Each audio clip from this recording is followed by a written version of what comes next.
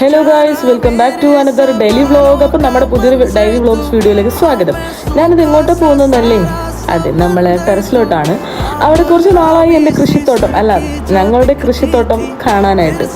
പിന്നെ മഴയൊക്കെ ഉള്ളത് കൊണ്ട് നമ്മളിപ്പം വെള്ളം നനക്കാറില്ല. അവിടെ വന്നപ്പോഴാണ് വാപ്പി അവിടെ വേറെ എന്തോ പരിപാടിയായിട്ട് നിൽക്കുന്ന കാര്യം ഞാൻ കാണുന്നത്. പിന്നെ ഉമ്മയാണെങ്കിൽ ഒടുക്കത്തെ ക്ലീനിങ് ആണ്.